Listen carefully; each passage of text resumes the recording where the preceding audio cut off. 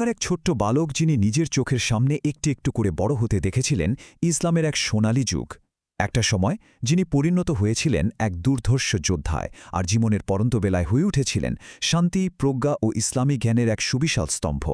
আজকের এই স্পেশাল এক্সপ্লেনারে আমরা এমন এক অসাধারণ জীবন পরিক্রমা নিয়ে জানব যেখানে যৌবনের অদম্য সাহসের সাথে পরিণত বয়সের গভীর আধ্যাত্মিকতার এক অপূর্ব মেলনবন্ধন ঘটেছিল। হ্যালো, আসসালামু আলাইকুম। আজকের এই বিশ্লেষণে আপনাদের সবাইকে স্বাগত জানাচ্ছি। আজ আমরা কথা বলবো ইসলামের ইতিহাসের অন্যতম বিশিষ্ট সাহাবী এবং দ্বিতীয় খলিফা হজরত উমর ইবনে আল খাত্তাব রতি আল্লাহু এর সুযোগ্য পুত্র হজরত আবদুল্লাহ ইবনে উমর রতি আল্লাহু এর বর্ণাঢ্য জীবন নিয়ে। তার জীবনটা অনেকটা একটা খোলা বইয়ের মতো, যেখান থেকে আমাদের শেখার আছে অসংখ্য শিক্ষণীয় বিষয়। তো আজকের জার্নিটা কেমন হবে চলুন একটু এক নজরে দেখে নিই। প্রথমে আমরা জানব তার শৈশব নিয়ে, এরপর সুন্নাহর প্রতি তার সেই বিখ্যাত ভালোবাসা, খন্দক থেকে শুরু করে মক্কা বিজয় পর্যন্ত তার সামরিক জীবন, হুনাইন ও তাবুকের কঠিন পরীক্ষা, খেলাফত যুগে তার অনন্য অবদান এবং সবশেষে তার অবিস্মরণীয় হাদিস চর্চা ও তাকওয়ার কথা। চলুন শুরুতেই ফিরে যাই তার একদম ছোটবেলায়। একটু ভাবুন তো, নবুয়তের প্রায় 10 বছর আগে মক্কায় জন্ম নেওয়া বনু আদি গোত্রের একটা ছোট্ট শিশু, পিতা স্বয়ং উমর ইবনে আল খাত্তাব আর মাতা জাইনাব বিনতে মাজুন। সবচেয়ে দারুণ ব্যাপার কি জানেন? তিনি খুব অল্প বয়সেই তার পিতার সাথে ইসলাম গ্রহণ করেন এবং মদিনায় হিজরাত করেন। তার মানে হল মহানবী হজরত মোহাম্মদ সাল্লাল্লাহু আলাইহি ওয়াসাল্লামের একদম সরাসরি সান্নিধ্যে এবং তার আলোকময় উপস্থিতিতে বড় হওয়ার এক বিরল সুযোগ তিনি পেয়েছিলেন। আর এই সান্নিধ্য থেকেই তৈরি হয়েছিল সুন্নাহর প্রতি তার এক অভাবনীয় ভক্তি। সত্যি বলতে কি, তার অনুসরণের লেভেলটা ছিল একদম অবাক করার মতো। এই ভক্তি শুধু মনের ভেতরেই সীমাবদ্ধ ছিল না, এটা তার দৈনন্দিন কাজে আক্ষরিক অর্থেই ফুটে উঠত। বলা হয়ে থাকে রাসূল সাল্লাল্লাহু আলাইহি সাল্লাম ঠিক যে পথে হেঁটেছেন তিনিও ঠিক সে পথেই হাঁটতেন। নবীজির উট যে স্থানে ঘুরেছিল তিনিও নিজের বাহনকে ঠিক সেখানেই ঘোরাতেন। নবীজি যেখানে দাঁড়িয়ে নামাজ পড়েছেন তিনিও হুবহু সেখানে গিয়েই নামাজ পড়তেন। এটা শুধু নিছক অনুকরণ ছিল না, এটা ছিল সুন্নাহর প্রতি এক খাঁটি জীবন্ত ভালোবাসা।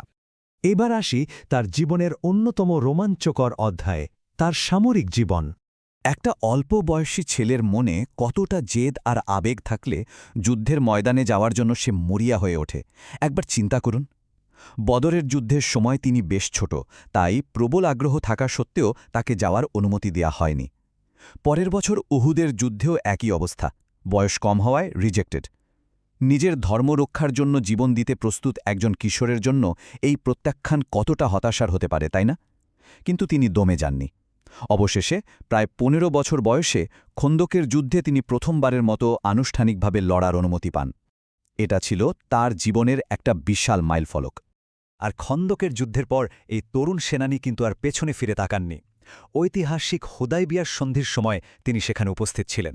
এরপর অত্যন্ত গুরুত্বপূর্ণ এবং কঠিন খাইবারের যুদ্ধেও তিনি দারুণ সাহসিকতার সাথে লড়াই করেন।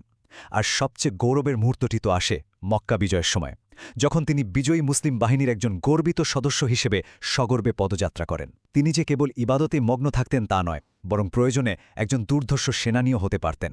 তবে তার সামরিক জীবনের সবচেয়ে বড় পরীক্ষাগুলো আসে হুনাইন আর তাবুক অভিযানে। সামরিক ইতিহাসের এই দুটো অধ্যায় সত্যিই অভাবনীয়।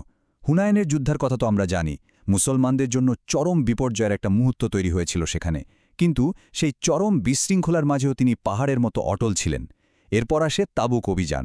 একে তো মদিনা থেকে বহু দূরের এক অত্যন্ত ক্লান্তিকর সফর, তার উপর কাঠফাটা রোদ আর রসদের তীব্র সংকট। এত সব প্রতিকূলতা সত্ত্বেও তিনি পিছপা হননি। তার এই শারীরিক ও মানসিক দৃঢ়তা চরম আনুগত্যেরই এক উজ্জ্বল দৃষ্টান্ত।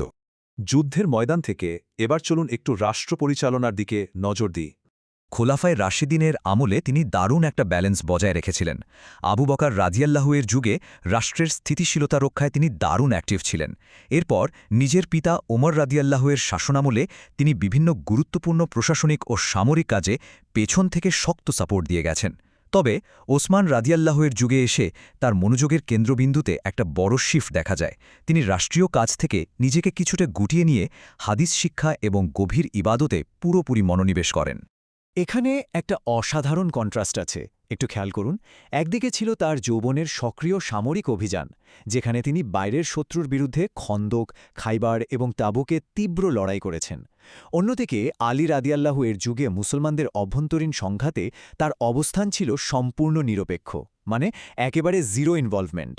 ফিতনা বা গৃহযুদ্ধের সময় মুসলমানদের রক্তপাত এড়াতে তিনি স্পষ্টভাবে কোনো পক্ষ না নেওয়ার সিদ্ধান্ত নেন। তিনি ঐক্য ও শান্তি রক্ষাকেই সর্বোচ্চ অগ্রাধিকার দিয়েছিলেন। একেই বলে সত্যিকারের পলিটিক্যাল উইজডম। আর জীবনের শেষ ভাগে তার সবচেয়ে বড় লিগাসিটা কি ছিল জানেন? হাদিস চর্চা ও তাকওয়া।